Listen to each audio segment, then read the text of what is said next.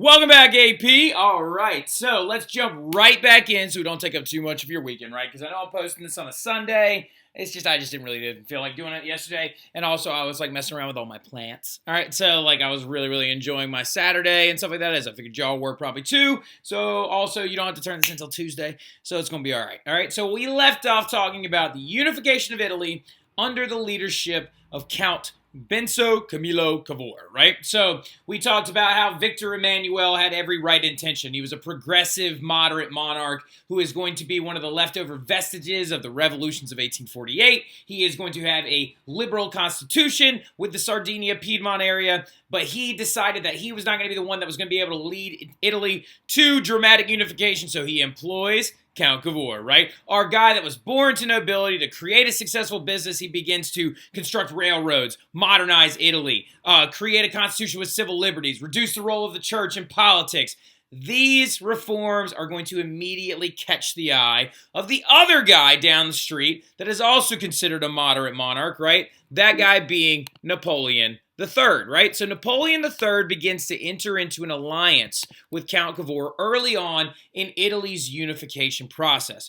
Cavour and Napoleon III are going to create a very intense alliance where one believes that they will be able to help out the other, and the other will be able to help out the other in turn, right? So a win-win alliance this would be. The idea would be that Sardinian forces would support France in the Crimean War against Russia. And that's going to range from 1853 to 1856. And like I said, Crimean War, we are going to bring that back up again later on in this unit. Very important stuff, but we'll see it when we get there, Crimean War, all right? So Crimean War, I need you to Crimea, go sit over there real quick. Now, France is then going to help Sardinia drive out one of their biggest and long-time big enemies, that of Austria, out of northern Italy. So something that you need to understand in this entire grand scape of things, like we talked about before in class, Austria owns that area of Lombardy, and they also own the area of Venice, right? We know that the central areas are kind of being left to all their own vices. Florence and a bunch of other little leaders own different areas, and like provinces, kind of a lot like the Holy Roman Empire and the Central States of Italy. The Papal States is controlled by the Pope, and the two Sicilies down at the bottom are sort of controlled by a former Bourbon France kind of thing. They're actually related to the Bourbons of Spain. So they're ruled over by a hereditary monarch, right, who has close connections with other European countries. Now, France is going to help Sardinia drive Austria out, right? And this right here is going to be a look at the Crimean War, right? The Crimean War is going to be nuts, but we are going to come back to it a little bit later. And so since Sardinia helps them out, France agrees to help push the Austrians out, right? So France and a Sardinian combined force are going to drive the Austrians out of Lombardy, and they're going to be on their way to drive them out of Venice. But they have a problem, right? They have two problems, actually. One, French military begins to notice the efficiency of which the Italian forces and their military operates at, which does begin to be a little intimidating. And also, France notices the fact that the Italians that live throughout all of the regions that they're taking over are beginning to side unilaterally with Cavour and with Victor Emmanuel, right? So Napoleon feels that he's losing out on this opportunity where he was hoping to gobble up some of the central states of Italy and be able to claim some land in Italy as well for himself. So he starts to look at this situation like, I don't know if this is the best idea, because if we take over a part of Italy and Italy's super galvanized with Cavour, they're just going to rebel against us later on anyway. And then also because the Pope gets involved, right? Due to the fact that the Pope and France, still being a super Catholic country, are going to abandon the cause out of fear of pissing off French Catholics, right? So the idea would be is that the home of the Papal States and of the Catholic Church is in Italy, right?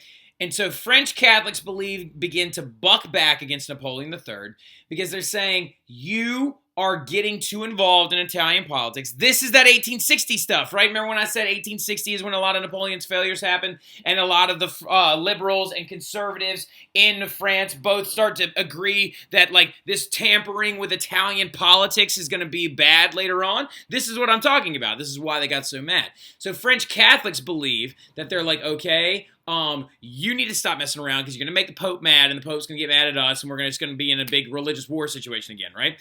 Now, the Pope is also against the idea of an autocratic northern Italy or an autocratic Italy in total because he believes that he's going to lose political power, and also because he believes that the Italian or the Catholic Church might end up being subject to an Italian monarch, right? Now, so Sardinia is only going to get Lombardy, not Venice, not Tuscany, right? So in Tuscany being where Florence is located. Now, so France is going to abandon them, and they're actually going to back out, and they're just going to completely leave. So the Italians are left very, very upset due to the fact that they only claimed this little region right here, right? So just Lombardy. So the Piedmont Sardinian forces push the Austrians out of these areas, but the Austrians still retain this, and this is still left up for grabs, right? So we have some issues on our hands. Well, the nationalism train, though, is going to continue to roll. Cavour and Emmanuel did not get to conquer the rest of Italy, like Venice, because they were forced to create a peace with Austria. Why were they forced to create a peace with Austria? Because there is no flipping way that the Sardinian Piedmont forces are going to push out the Austrian army alone.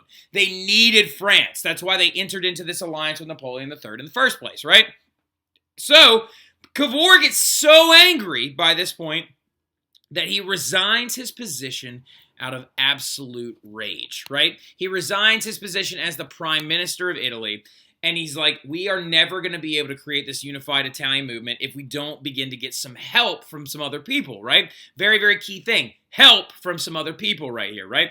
However, Cavour in his military campaigns with France did inspire a lot of other Italians like we were talking about, right? It inspired the Italians to be like, you know what? Those guys over in Sardinia got the right idea. Italy does have its own genius. Italy is everything. Italy is our language. It's our people. It's our music. It's our culture. It's our diet. It's our everything, right? And so it inspired the middle countries around Florence to rise up, overthrow their governments, and be willingly annexed by Sardinia, right? So Florence, Parma, and the other central Italian states, not the Papal States, are going to be pulled into Sardinia willingly. Now, this is a really big deal, right? So, danger, danger, though. We're getting very, very close to the Papal States, right? Oof, not a good thing. Because if we jump over here to this map really quick, as you can see, Florence is going to come in 1860, 1860, 1860. All these guys are going to come in 1860, right? In the earliest part of 1860. In 1859, that's when they claimed Lombardy, okay? So, the nationalism in Italy, train in Italy is going to continue to roll forward, but the scary part is they're getting very close to Rome, right? They're getting close to Rome, and Cavour and Emmanuel know that they cannot attack Rome from the north, or else you will incur the wrath of every Catholic country throughout Europe, right? So this dangerous thing is happening. So to try and placate Napoleon III from invading northern Italy and giving up any states close to the Papal States, they enter into this treaty called the Treaty of Turin. Turin is spelled Turin, right? And the Treaty of Turin in 1860 is going to give two provincial states to France, and they're called Nice and Savoy, right? So if we actually jump back over here, you can actually see them right here. Nice and Savoy, right? These two areas are going to go to France. So France is going to actually annex them in, and that will prevent the French army from invading now that they're super close to the Papal States, right? So the Cavour is like, oh, okay, well, now we just had to enter into another deal with Napoleon III just to get him to leave us alone, and we had to give up two states that actually made us get a little bit of money. Ew, that's not too good, but it's okay, because the real hero is now fixing to enter. And he will be claiming all of this, right? Because here's the thing. You can't invade the Papal States, no question. It's not allowed. You can't do it. If you do that, you will bring the full force of Catholic fury down upon you, right? Also, Italians, for the most part, by this point, are Catholic. So they're not going to be very, very keen on invading the papal lands of the Pope, right? But what about this area? This giant chunk of state down in southern Italy. This place known as the Kingdom of the Two Sicilies, right? The Kingdom of the Two Sicilies is currently being led over by a cadet branch of the Bourbons from Spain. Remember when we talked about this War of Spanish Succession and how that entire thing happened because Louis XIV's grandson, Philip, was about to take the throne of Spain, and everybody in Europe was freaking out that Louis XIV was about to annex Spain and then create a state that would be almost unconquerable in Europe that could potentially take over all of Europe?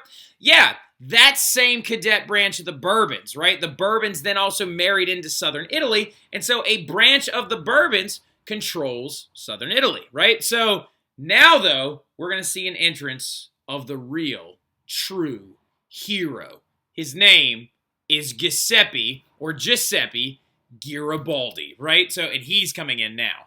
So Giuseppe Garibaldi is this guy, this Italian patriot that had been existing in the background this entire time, right? Leading up to the wars of 1860, of course, with France and Cavour trying to push the Austrians out, and also the annexation of the Central States, Giuseppe Garibaldi was the real Italian hero, right? And to give you a quick background so you don't just think that this random guy just came up out of nowhere, Giuseppe Garibaldi is actually about as romantic of a hero as a romantic hero gets, right? The guy is a very intense figure.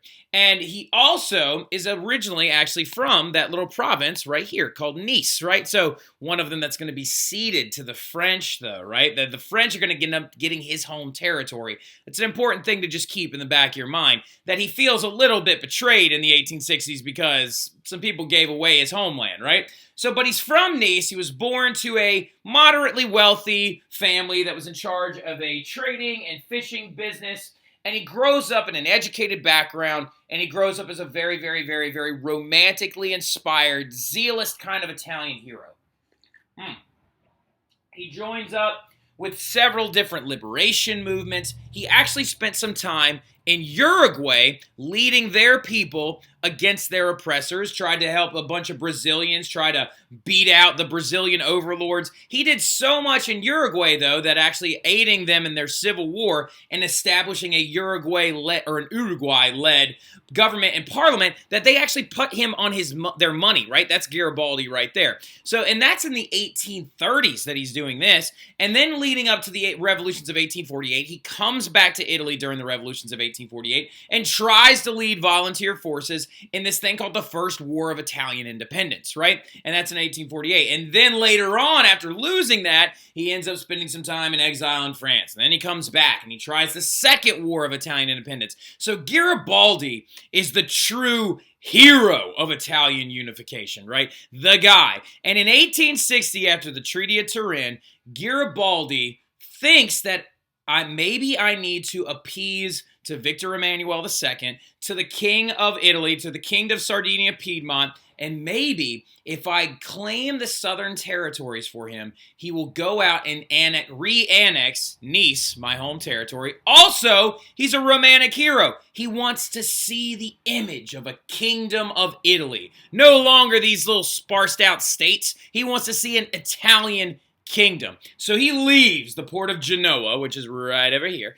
So he leaves the port of Genoa and recruits an army of 1,000 young patriots. And he dresses them in a uniform that he actually adopted while he was living in South America. His famous red shirt, right? His famous red shirts is going to be the leader, or the red shirts are going to be his unit of military, and he will be their leader, right? And how does Victor Emmanuel feel about the idea that a large group of rabble-rousers, ironically enough, he fought in a war called the Ragamuffin War in South America, which I find absolutely hilarious, and I can't wait to tell Mr. Wooderson about it.